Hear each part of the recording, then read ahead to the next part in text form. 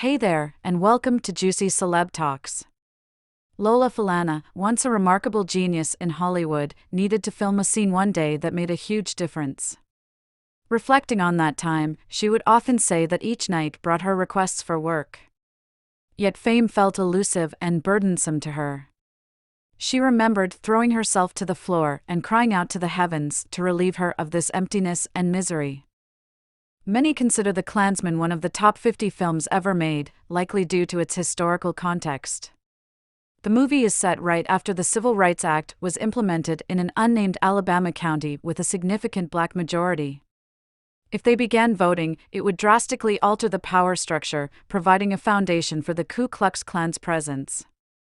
David Huddleston played dual roles as the mayor and the exalted Cyclops of the local KKK chapter, a familiar storyline in Alabama.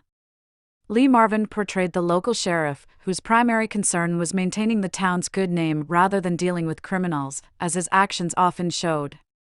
Richard Burton played a local landowner with a family history of opposing secession before the Civil War. He housed several black families rent-free, much to the chagrin of some locals.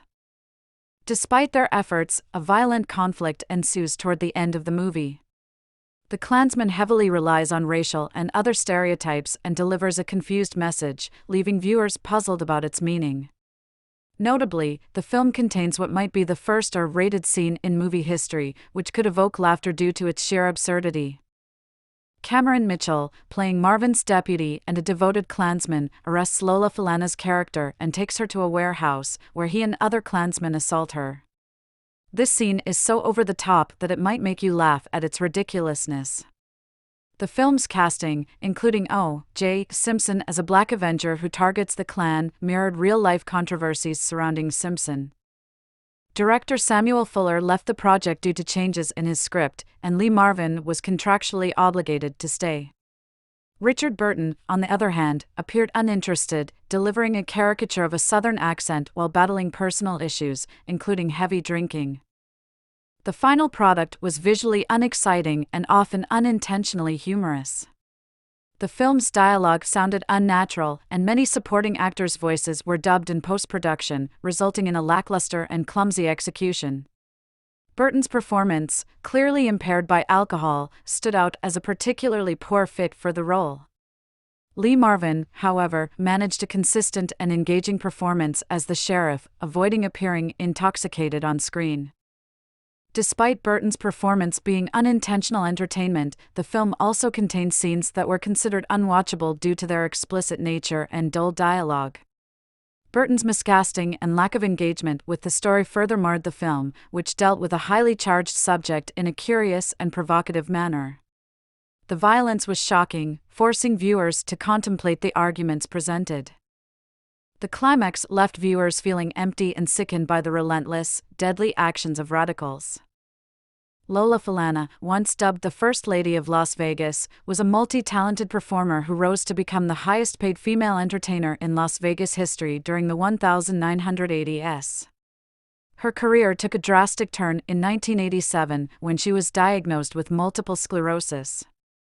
Despite a recovery and a brief return to the Las Vegas Strip, Falana's focus shifted from entertainment to religion, converting to evangelical Roman Catholicism and founding her ministry to teach and help orphans affected by AIDS in sub-Saharan Africa. In 1964, she beat out 200 other dancers for a lead role in Sammy Davis Jr.'s Broadway musical Golden Boy. Rumors about their relationship circulated, but Falana later revealed that while she was in love with Davis, her work always came first.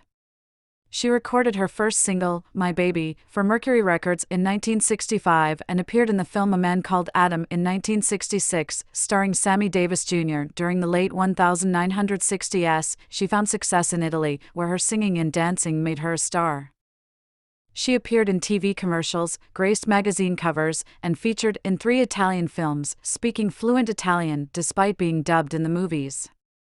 She was twice voted Best Performer of the Year by Italian audiences. In 1970, Falana married singer Feliciano Butch Tavares, but their demanding careers and extensive travel left little time for their relationship, leading to an amicable divorce in 1975. After spending 5 years in Italy, Falana began appearing on American TV shows like The Merv Griffin Show, The Tonight Show with Johnny Carson, and The Mike Douglas Show. She also guest starred in various TV programs, including The FBI, The Mod Squad, and The Streets of San Francisco. Falana starred in the 1970 film The Liberation of L.B. Jones, though the film was panned as sensationalistic and exploitative. This criticism heightened her political and social awareness, leading her to turn down 11 subsequent film offers. Instead, she joined Bob Hope's USO tour in Southeast Asia in 1972. While she continued to appear in films, she became more known for her television work, including The New Bill Cosby Show and Ben Vereen's summer replacement series Comin' at Ya. Falana's disco single, There's a Man Out There Somewhere, peaked at number 67 on Billboard's R&B chart in June 1975. Despite a nearly decade-long absence from the stage, she accepted a role in the Broadway musical Dr. Jazz, which ran for only 4 nights. However, she was nominated for Best Actress in a Musical at the 1975 Tony Awards. In 1976, Falana won a Clio Award for her Fayberg Tigers perfume commercials, becoming the first black woman to represent a major fragrance brand. Between December 1976 and March 1977, Falana had 4 popular ABC TV specials. When these didn't lead to a regular TV series, she hired Mark Moreno as her manager. Her nightclub performances in Las Vegas and worldwide elevated her to stardom, with Wayne Newton co-starring in Las Vegas shows. By 1979, Falana had her own show at the Aladdin Hotel, earning $2 million annually for several years, second only to Newton in earnings. She co-hosted the Black Achievement Awards on TV with Sammy Davis Jr. in 1980 and participated in various fundraisers and telethons. Despite her achievements, Falana felt unfulfilled. After multiple surgeries and a near-death experience with peritonitis in 1983, she began re-evaluating her life. By June 1987, her vision began to blur, and she had difficulty controlling her voice. Following a Christmas special with Red Fox, she experienced partial paralysis, leading to her diagnosis of multiple sclerosis.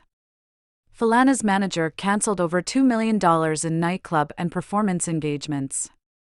In August 1989, Falana described her condition to Jet magazine, recounting her struggle to regain mobility and manage her health. Comic Dick Gregory encouraged her to follow a diet of fresh fruits, vegetables, and water.